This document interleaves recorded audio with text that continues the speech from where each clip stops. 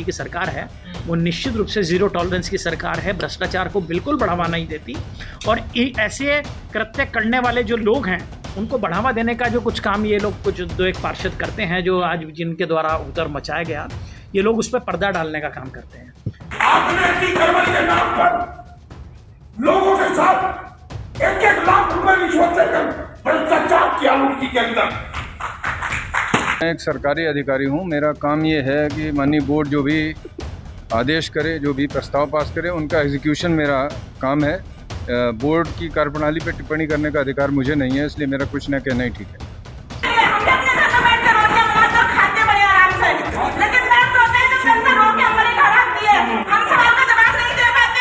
जनप्रतिनिधि के प्रति अगर हाईकोर्ट जैसी शीर्षस्थ संस्था इस तरह की टिप्पणी करती है तो राजनीतिक सुचिता ये कहती है कि उन्हें अपने पद से त्यागपत्र दे देना चाहिए।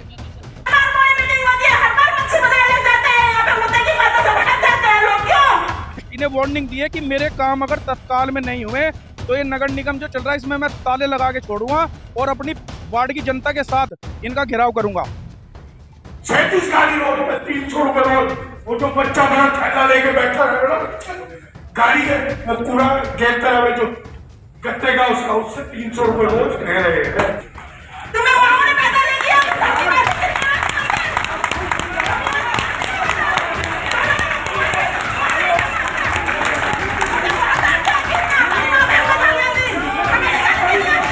सड़क पे मेन पे देख लो, आप मेन पे जाओगे, यहाँ टुक्की वहाँ टुक्की वहाँ टुक्की। अब के इतना पैसा आया यहाँ, इतना पैसा आया, उस पैसा आने के बाद कोई सड़क सुचारू रूप से पूरी ढंग से नहीं बनी।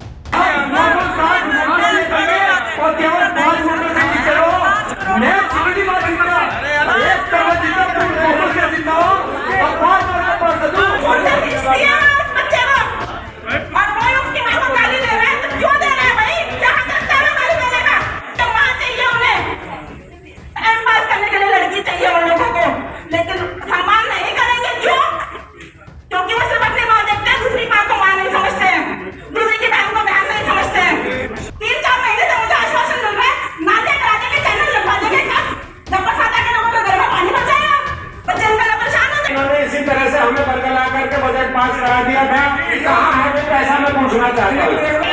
किससे काम नहीं कर रहे हैं? अरे किससे लगना चाह रहा है? क्या तुम दिमाग में है? किसे रोक लेगा? तुम रोक देना। किसी ठेकेदार को दिया जाता है, कितना टाइम होता है उसका काम करने का, तो वो क्यों नहीं कर रहा है 1.5 साल से? क्या कार्रवाई करी आपने उस पर?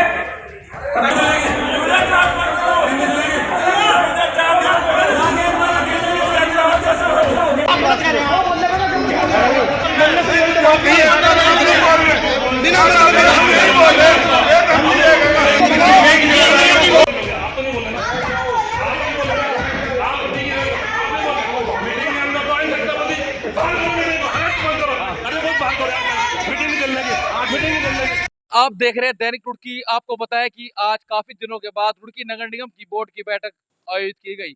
इस बोर्ड की बैठक में यहाँ पर जबरदस्त हंगामा पार्षदों के बीच रहा और अधिकारियों पर लगातार भ्रष्टाचार के आरोप लगाए। आइए जानते हैं क्या कहा महापौर ने और पार्षदों ने और अधिकारियों ने। आज जो बोर्ड की मीटिंग हुई थी उसमें शहर के विकास के लिए प्रस्ताव आए थे।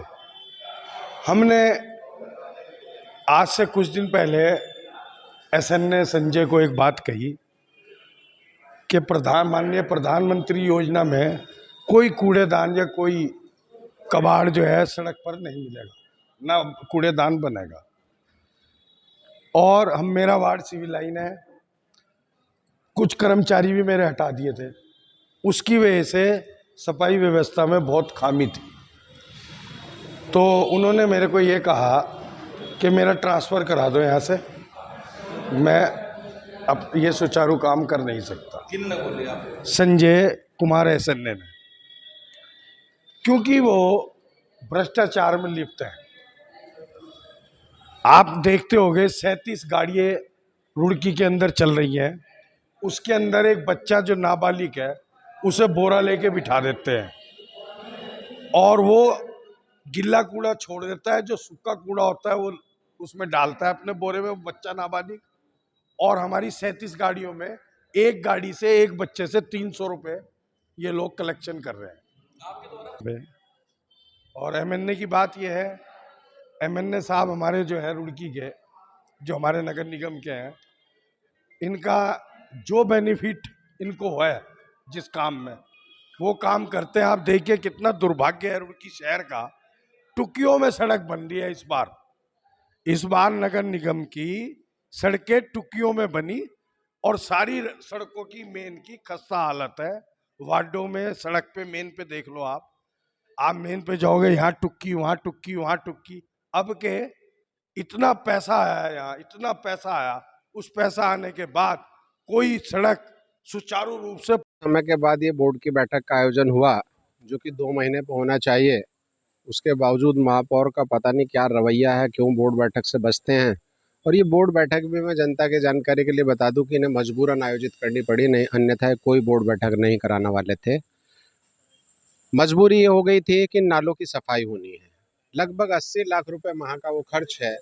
वित्तीय अनुमति के लिए बोर्ड की बैठक के बिना ये लोग काम नहीं करा सकते, इसलिए बोर्ड बैठक आयोजित की गई। अच्छा, इसमें कर कौन रहा है? हाँ, हम बता रहे हैं बिल्कुल। महापौर जी का जो काम है वो दूसरों पर बेफिजूल आरोप लगाने का काम है। मैं ये नहीं कह रहा कि महापौर किसी भ्रष्टाचार की बात करते हैं तो निश्चित तौर पर उसकी जांच होनी चाहिए, मैं प्रत्येक जांच का स्वागत करता हूँ। और इतना हेल्दी कंपटीशन भी जरूर होना चाहिए जनता के हित के लिए कि एक दूसरे व्यक्ति पर लोग निगाह रखें कि फला व्यक्ति ने अगर भ्रष्टाचार किया तो मेरा दायित्व बनता है मैं उसे जनहित के लिए उठाऊं, तभी तो भ्रष्टाचार पर कहीं अंकुश लगेगा। लेकिन मेरा मानना यह है कि भ्रष्टाचार को इस तरह से प्रस्तुत कर देना, देखिए भ्रष्टाचार का आरोप लगाना एक अलग चीज होती है, भ्रष्टाचार पर जांच के बाद आरोप सिद्ध हो जाना दूसरी चीज होती है। महापौर जी पर जो भ्रष्टाचार के आरोप लगे थे, राज्य सरकार ने उसकी जांच कराई है और सरकार ने स्पष्ट लिखा है कि महापौर उन सारे के सारे बिंदुओं पर दोषी हैं, यानी कि सरकार ने उन्हें भ्रष्टाचारी मान लिया है। अच्छा, मुझे एक बाद जांच रिपोर्ट जब हाई कोर्ट में सबमिट हुई तो हाई कोर्ट ने भी ये माना है कि आपका आचरण कहीं ना कहीं भ्रष्ट है, आपका आचरण बहुत शुद्ध नहीं है। और हाई कोर्ट ने टिप्पणी की 13 अप्रैल के अपने आदेश में कि महापौर का अपने पद पर बने रहना ना तो रुड़की की जनता के हित में है और अलोकतांत्रिक भी है। मेरा मानना यह है कि किसी जनप्रतिनिधि के प्रति अगर हाईकोर्ट जैसी शीर्षस्थ संस्था इस तरह की टिप्पणी करती है तो राजनीतिक सुचिता ये कहती है कि उन्हें अपने पद से त्याग पत्र दे देना चाहिए। बताइए। वो कह रहे हैं कि भाई अधिकारी, हाँ, तो अधिकारी बैठे हुए हैं, सुनिए, आप लोग को एक साथ नहीं साथ है। हमने तो देखिए, मेरा वक्तव्य था जब उस वक्त वो आरोप लगा रहे थे तो मैंने कहा कि साहब जांच होनी चाहिए। आप एमएनए से दिन में 17 बार बात करते हैं, आप उन पर दबाव डालते हैं, आप अनैतिक कार्य करते हैं। मेजरमेंट बुक जो होती है एमबी, आप उसमें टिप्पणी कर देते हैं, आप उसमें आदेश कर देते हैं, उन आदेश को आप वापस ले लेते हैं। ये देखिए दिखावा है महापौर का, ये सिर्फ दिखावा है। कारण मेरा बताने का क्या है, कारण क्या है, आग बबूला हम नहीं हो रहे थे, आग बबूला होना हमारा शहर के हित में मजबूरी बन जाता है। 4-6 महीने में एक बोर्ड बैठक होती है, क्योंकि पार्षदों के पास एक सबसे बड़ा प्लेटफॉर्म है। जब बोर्ड बैठक होती है तो हम जनता के हित की बात यहाँ कर सकते हैं, और जब हमारी बात को कोई सुनता नहीं है, मानता नहीं है, तो स्वाभाविक है कहीं ना कहीं स्वभाव में उग्रता तो आएगी। क्यों नहीं करते वो काम? पार्षदों में गुटबाजी तो नहीं है, लेकिन इतना जरूर है कि अधिकारी और महापौर कुछ पार्षदों को इस तरह के सब्जबाग दिखा करके अनहेल्दी कंपटीशन की आपके काम एक्स्ट्रा करा दिए जाएंगे, ये करा दिए जाएंगे, कहीं ना कहीं उन्हें थोड़ा सा विचलित करने की बात करते हैं। लेकिन सभी पार्षदों का उद्देश्य यही है कि शहर का विकास होना चाहिए। उनके वार्ड 1.5 साल हो गया आज मुझे। आप ये देखिए कि एक मेरा काम है जिसे 2 साल हो गए वर्क ऑर्डर हुए उसका काम ही स्टार्ट नहीं हुआ, और एक मेरी सड़क ऐसी है जो 1.5 साल से खुद ही पड़ी है और वो 3 बारी में बन रही है। ऐसा क्यों हो रहा? ये बताइए, इसका जवाब कौन देगा? अधिकारी देंगे, मेयर साहब देंगे, कौन जवाब देगा? जनता को जवाब मुझे देना पड़ रहा अपने वार्ड वालों को, और उनके वार्ड वालों की परेशानियां मुझे झेलनी पड़ रही और वार्ड वालों को झेलनी पड़ रही। तो इस वजह से आज मैंने लास्ट इन्हें वार्निंग दी है कि मेरे काम अगर तत्काल में नहीं हुए तो ये नगर निगम जो चल रहा है इसमें मैं ताले लगा के छोड़ूंगा और अपनी वार्ड की जनता के साथ इनका घेराव करूंगा।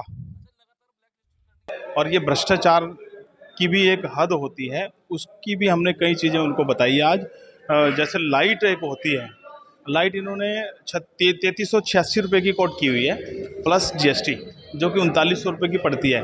हमने उसी कंपनी की लाइट उसी वारंटी में 845 रुपये प्लस जीएसटी ली है, जो कि 997 रुपये की बैठती है।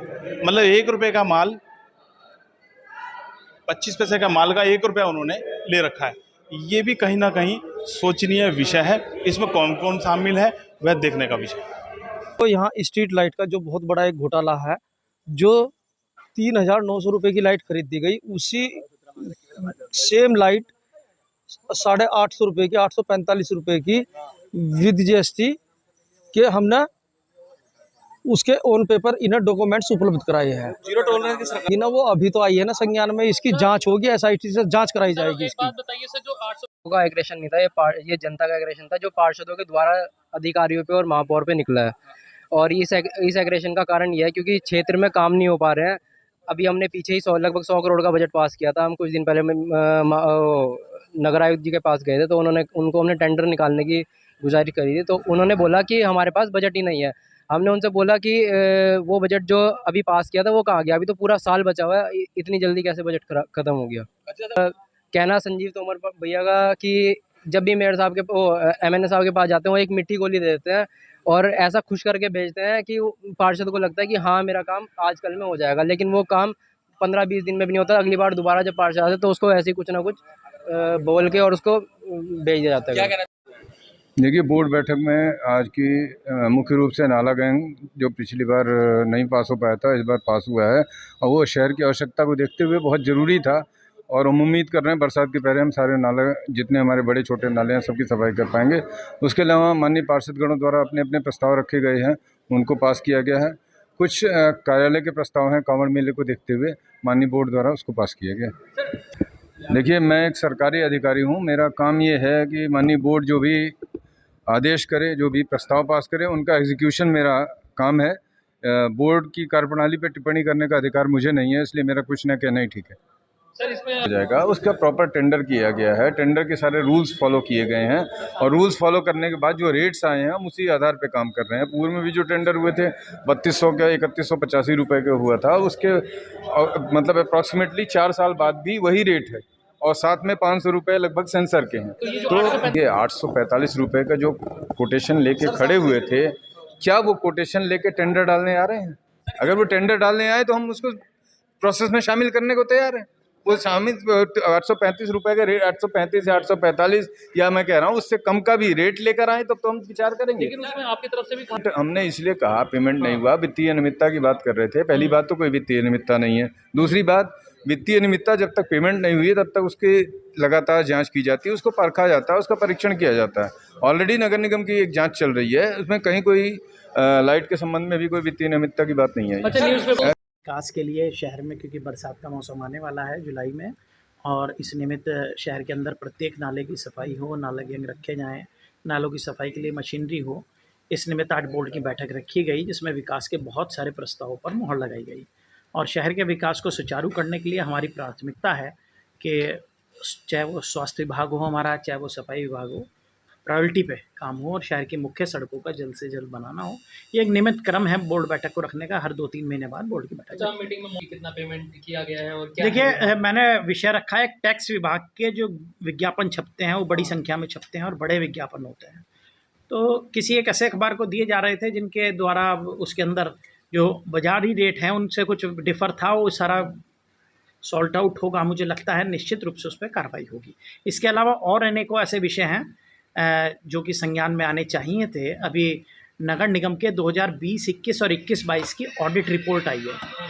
Audit report, state audit report का मतलब ये होता है कि नगर निगम के अंदर जितने कृत्य होते हैं, स्टेट गवर्नमेंट का एक अलग डिपार्टमेंट है, उनके अंदर क्या कोई वित्तीय खामी या किसी प्रकार की कोई खामी है, तो ऑडिट रिपोर्ट सार्वजनिक हुई है, शासन ने उस पर जाँच भी उठाई है। मुझे पूर्ण विश्वास है कि पूर्व अधिकारियों द्वारा किए गए बहुत बड़े गलत कृत्यों को उजागर होंगे और ऐसे अधिकारी निश्चित रूप से दंडित होंगे। कर्मचारियों का बिना मस्ट्रॉल बने लगभग 1 करोड़ 80 लाख रुपए की एक्स्ट्रा सैलरी दे दी गई। वो इसके अंदर शासन द्वारा, कब तक की ऑडिट रिपोर्ट है? ये 2020, 21 और 21-22 की। इसके अलावा और बहुत सारे विषय हैं, जैसे लाइट की खरीद का विषय है, उसके अंदर घाटों के सौंदर्यकरण का विषय है, उसके साथ साथ स्टॉक रजिस्टर, स्वास्थ्य विभाग के स्टॉक रजिस्टर के अंदर कमी है, निर्माण विभाग की बहुत सारी कमियां हैं, माननीय मुख्यमंत्री घोषणा में जो सभागार बनाए इसके विषय हैं। इसके अलावा और अनेक ऐसे विषय हैं जहाँ पे कुछ खामियां पाई गई ऑडिट विभाग द्वारा। इस पर ठोस कार्रवाई होगी ऐसी मुझे पूर्ण उम्मीद है, क्योंकि हमारी जो धामी जी की सरकार है वो निश्चित रूप से जीरो टॉलरेंस की सरकार है, भ्रष्टाचार को बिल्कुल बढ़ावा नहीं देती। और ऐसे कृत्य करने वाले जो लोग हैं उनको बढ़ावा देने का जो कुछ काम ये लोग कुछ 2-1 पार्षद करते हैं, जो आज जिनके द्वारा उधर मचाया गया, ये लोग उस पर पर्दा डालने का काम करते हैं। तो भारतीय जनता पार्टी विचारधारा का कार्यकर्ता रहा हूँ पिछले 23 वर्षों से 24 वर्षों से, और भाजपा विचारधारा का ही कार्यकर्ता रहूँगा। ठीक है, परिस्थितियाँ चलती रहती हैं, मेरे विरोधियों द्वारा एक षड्यंत्र रचा गया मेरे खिलाफ, लेकिन मैं अपनी विचारधारा पर कायम हूँ और रहूँगा। मैं उस विचारधारा से बाहर अच्छा, एक सवाल और मैं नगरायुक्त महोदय को भी चेतावनी देना चाहता हूं कि निश्चित रूप से सबका समन्वय करके चलिए, चाहे वो पार्षद हों, चाहे वो कोई भी जनप्रतिनिधि हो, क्योंकि अकेले चलो की नीति पे निगम नहीं चल सकता, क्योंकि निगम के कर्मचारी भी हैं, अधिकारी भी हैं, और जहां जहां आपको कमियां बताई जा रही हैं उनका निश्चित रूप से आप संज्ञान लें और उस पर कार्रवाई करें। धन्यवाद।